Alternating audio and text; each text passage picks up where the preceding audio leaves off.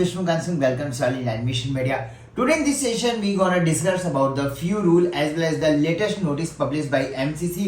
साथ में डिस्कस करेंगे कि राउंड 2 में क्या चीजें होने वाली हैं। अगर आपको राउंड 1 में सीटें मिली हैं, आपके पास ऑप्शंस क्या क्या अवेलेबल हैं, फर्दर प्रोसीडिंग कैसी करनी चाहिए, तो उन चीजों पे तमाम बातें करेंगे। उससे पहले मैं बता दूं कि अगर आप इस चैनल पर नए हो और चैनल को अभी तक आपने सब्सक्राइब नहीं किया तो सब्सक्राइब करके रखें। साथ में अगर हमारे टेलीग्राम चैनल को भी आपने ज्वाइन नहीं किया तो do join our Telegram channel, जिसका लिंक आपको description box as well as comment box में मैं पिन करके रख दूंगा। तो आप वहां से इजीली हमारे चैनल को ज्वाइन करके जो भी लेटेस्ट अपडेट होती है वहां पे हम कंटिन्यूअसली पोस्ट करते रहते हैं। राउंड 1 की ऑलरेडी रिजल्ट पब्लिश की जा चुकी है, सबको अलॉटमेंट लेटर भी मिल चुका है। फीस पे करने में थोड़े बहुत प्रॉब्लम आ रहे हैं, लेकिन वो बहुत जल्द आपके क्लियर कर दिए जाएंगे। एमसीसी ऑलरेडी उन पे वर्क कर रही है।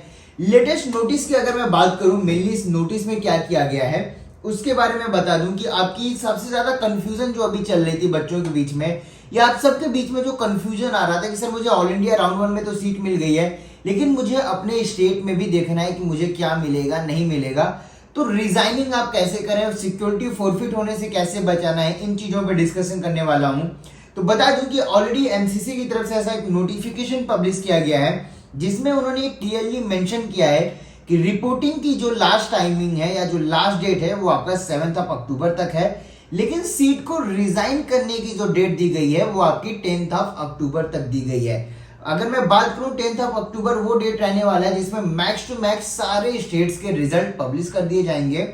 अभी अगर आपने राउंड 1 की सीटें जाके ज्वाइन भी कर ली हैं या आपने नहीं भी की हैं तो आप ज्वाइन भी कर सकते हो, कोई प्रॉब्लम नहीं है। और आपके जैसे ही स्टेट में आपको कोई सीट मिल जाती है 10 तारीख के पहले, जो टाइम दिया गया है 12 बजे के पहले, जी हाँ 10 तारीख को 12 बजे के पहले आप सीट को रिजाइन कर सकते हो।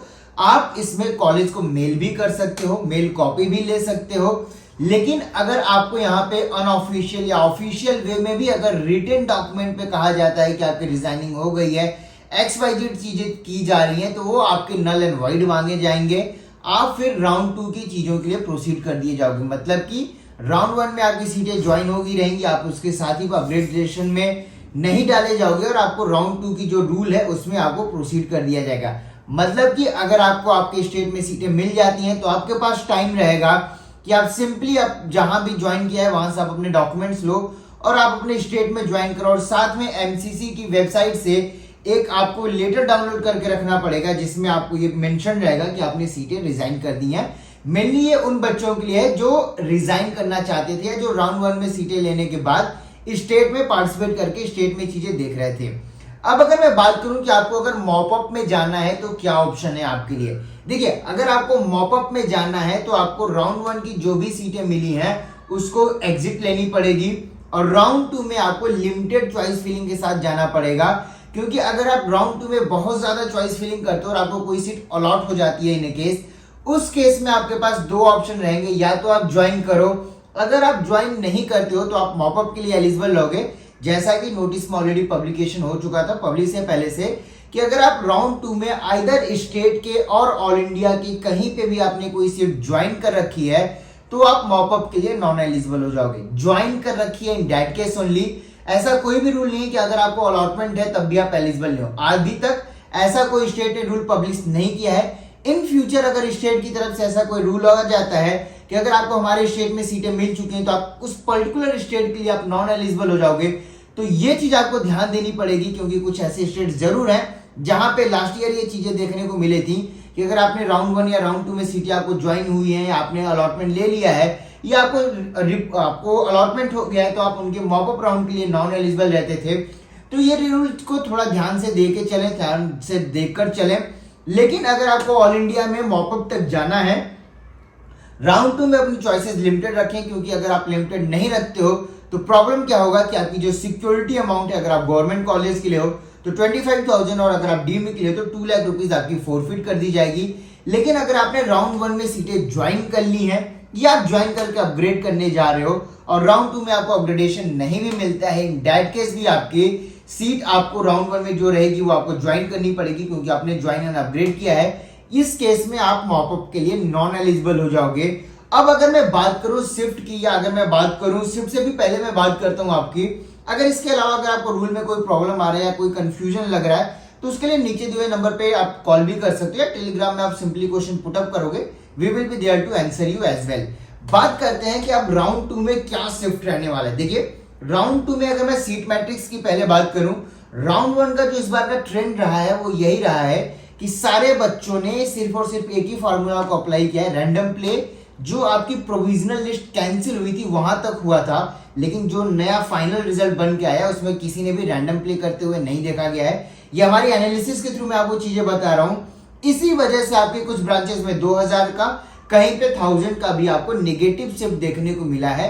लेकिन अगर मैं बात करूं राउंड 2 में क्या शिफ्ट रहेगा और क्या सीटें इंक्रीज भी हो सकती हैं, क्योंकि कंटिन्यूसली ऐसा क्वेश्चन आ रहा है कि सर क्या राउंड 2 में सीट मैट्रिक्स में सीट चेंज हो सकती हैं, क्या नई सीटें ऐड ऑन हो सकती हैं। देखिए पॉसिबिलिटीज हैं, लेकिन अगर मैं लास्ट ईयर के सुप्रीम कोर्ट के रूल को मान के चलूं तो उन्होंने ऑलरेडी मेंशन करके रखा था, रूल तो नहीं बोलूंगा, उन्होंने जब नीट पीजी के रिवाइज कट ऑफ के बाद जो आपकी 1500 सीटें वेस्ट की हुई हैं 21 सेशन में, तो वहां पे सुप्रीम कोर्ट ने ऑलरेडी एमसीसी को और डीजीएमई को बोला था कि आपको जो भी सीटें ऐड ऑन करनी है वो काउंसलिंग से पहले ऐड ऑन करो।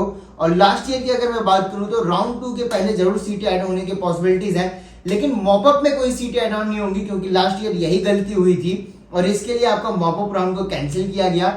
नए अलॉट 147 सीट्स के लिए नई आपकी काउंसलिंग की गई, स्पेशल मॉपअप राउंड हुआ और अगेन फिर से मॉपअप राउंड हुआ। तो नो डाउट पॉसिबिलिटीज जरूर है कि राउंड 2 में कुछ ना कुछ सीटें जरूर ऐड ऑन होंगी, क्योंकि एमसीसी की वेबसाइट, आई मीन जो एनएमसी की वेबसाइट है वहां पे भी कंटिन्यूअसली कुछ सीटें ऐड ऑन होती हुई हमें दिख रही हैं। नंबर की मैं बात नहीं करूंगा, लेकिन हाँ राउंड 1 में कुछ ऐसी भी सीटें थी जो कैटेगरी की थी अलग अलग माइनॉरिटी सीटें थी जो आपके अलॉटमेंट में नहीं आई हैं, मतलब उनका अलॉटमेंट भी नहीं हुआ किसी को। तो वो अगर नंबर्स की मैं बात करूं और जो नई सीटें ऐड ऑन हो रही हैं उसके थ्रू पॉसिबिलिटीज यही है कि राउंड 2 में आपका नो डाउट पॉजिटिव शिफ्ट रहेगा। कितना पॉजिटिव शिफ्ट रहेगा, ब्रांच वाइज क्या क्या पॉजिटिव शिफ्ट आने वाला है, कौन से पॉजिटिव होंगे नेगेटिव होंगे, इसको बहुत जल्द हम अपने वीडियोस में पब्लिश कर देंगे। तो चैनल को सब्सक्राइब करके रखें इस कंटेंट के लिए भी। और इसके अलावा अगर आपको काउंसलिंग में कोई प्रॉब्लम आ रही है, स्टेट काउंसलिंग में आपको कोई प्रॉब्लम आ रही है, या चॉइस फिलिंग के लिए जो हमारे स्लॉट्स हैं ऑलमोस्ट फुल हो चुके हैं, लेकिन अभी भी 5 to 10 स्लॉट्स पेंडिंग है, अगर आप देख रहे हो तो आप मुझे ज्वाइन कर सकते हो नीचे हुए नंबर्स पे कॉन्टेक्ट करके। सर्विस चार्जेस के लिए जो हमारी वेबसाइट है admissionmedia.in, वहां भी जाके आप चीजें देख सकते हो, उसके अकॉर्डिंग आप अपने पैकेजेस चूज कर सकते हो। लेकिन अगर मैं बात करूं रिवाइज कट ऑफ और बाकी चीजों को, देखिए यहाँ पे अभी कुछ भी कहना टफ है। अगर आपको कोई नंबर भी बोल रहा है तो वो टोटली फ्रॉड टाइप का चीजें हो जाएंगी, क्योंकि हमें बिल्कुल भी आइडिया नहीं है। लेकिन देखिए सीटें जरूर इंक्रीमेंट हुई हैं, आपकी 3000 प्लस सीटें इंक्रीज हुई हैं राउंड 1 में। अगर आपके 100 तो नहीं, अगर आपको 500 to 600 सीटें और ऐड ऑन हो जाती हैं राउंड 2 के लिए, तो वो टोटल नंबर ऑफ सीट्स हो जाएंगी अप्रोक्सीमेटली 4000 के अप्रोक्स में सीटें इंक्रीज होने की पॉसिबिलिटी जरूर रहेगी। स्टार्टिंग में भी हमने बोला था कि इस सेशन में आपके 4500 के आसपास सीटें इंक्रीमेंट होंगी, 3000 तक ऑलरेडी हो गई हैं। राउंड 2 में देखने वाली बात होगी कहां पे क्या सीटें इंक्रीमेंट होती हैं। कुछ ब्रांचेस की अगर मैं डीएनबी की बात करूं तो नेगेटिव शिफ्ट जरूर देखने को मिला है, काफी ज्यादा नेगेटिव शिफ्ट देखने को मिला है। राउंड 1 में ही आपको नेगेटिव शिफ्ट हुआ है, क्योंकि हर साल में आपका राउंड 1 पॉजिटिव शिफ्ट रहता था। इस बार आपके प्रोविजनल लिस्ट कैंसिल होने की वजह से ये शिफ्ट देखने को मिला है। लेकिन राउंड 2 में नो डाउट आपका पॉजिटिव शिफ्ट रहेगा, लेकिन मॉपअप आपको ध्यान से करना पड़ेगा, क्योंकि राउंड 2 आपका डिसाइडिंग फैक्टर है, क्योंकि आपको अपना सिक्योरिटी अमाउंट भी बचाना है, एज वेल एज किसी स्टेट के कुछ ऐसे रूल में नहीं फंस जाना है जहां पे आप उन स्टेट के लिए एलिजिबल ना हो जाओ या आपकी मॉपअप के लिए एलिजिबिलिटी चली जाए। इन चीजों से कैसे बचना है और बाकी चीजों के लिए आप हमारे प्रीमियम मेंबरशिप में आ सकते हो, जिसके स्लॉट्स हमने ओपन रखे हैं। अगर आप मैनेजमेंट या एनआरआई सीट्स देख लो तो उसके लिए भी आप मुझे कांटेक्ट कर सकते हो, कहां पे क्या ब्रांचेस अवेलेबल हो सकते हैं, आपके ब्रांच के अकॉर्डिंग, आपके बजट के अकॉर्डिंग क्या पॉसिबिलिटीज हो सकती हैं, या आपके पॉसिबिलिटीज भी हैं या नहीं है, या आपको फर्दर प्ले कैसे करना है, फर्दर काउंसलिंग कैसे करनी चाहिए। इन चीजों के डिटेल के लिए नीचे दिए हुए नंबर पे कांटेक्ट कर सकते हैं। फिलहाल इस वीडियो में इतना। अगर कोई भी लेटेस्ट अपडेट होगा तो मैं आपको जरूर पोस्ट करता रहूंगा। टेलीग्राम चैनल को ज्वाइन कर रखें। Thank you so much for watching this video.